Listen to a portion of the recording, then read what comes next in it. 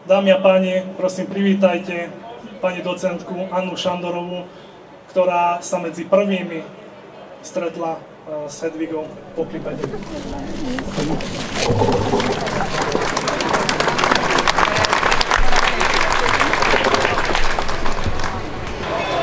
Vážení prítomní, dámy a páni, milá mládež, milí priatelia.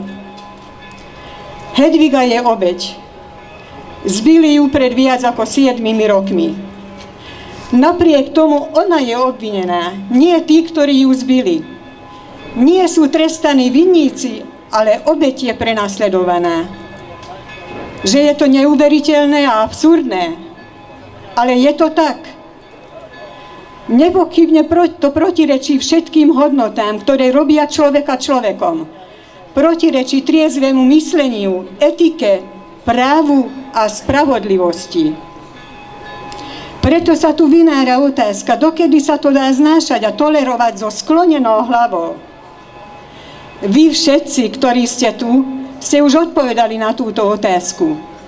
Tým, že ste prišli na dnešné zhromaždenie, svojou prítomnosťou vyjadrujete svoj negatívny postoj k bezpráviu a nespravodlivosti a tak prispievate k rozvoju demokracie v našej krajine. Stojím tu pred vami, vážení prítomní, aby som si v krátkosti pospomínala na tú smutne známú udalosť, ktorá sa stala pred viac ako 7 rokmi.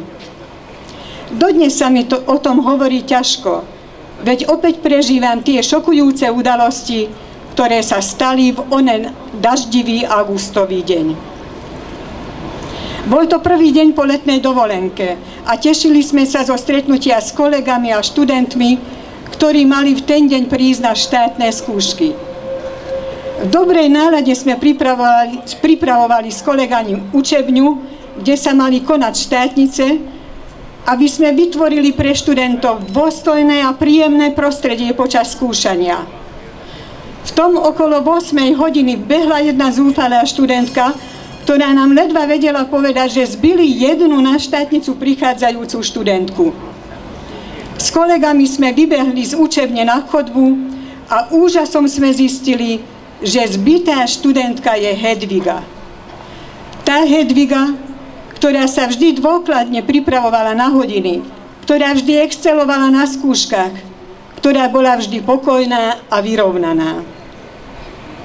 Bol to pre nás všetkých, avšak najmä pre Hedvigu, ale aj pre študentov a pedagógov veľký šok.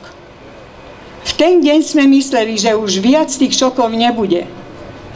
Ale žiaľ, v tomto sme sa mýlili. Šokovali nás ďalšie a ďalšie vyhlásenia a rozhodnutia, ktoré trvajú a šokujú nás až dodnes. Šokujú nás, lebo vieme, že Hedvigu zbili.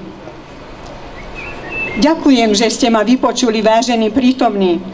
A som rada, že sme sa tu toľkí zišli, aby sme bez ohľadu na vek, pohlavie a národnosť podporili rozvoj demokracie v našej krajine. Ďakujem.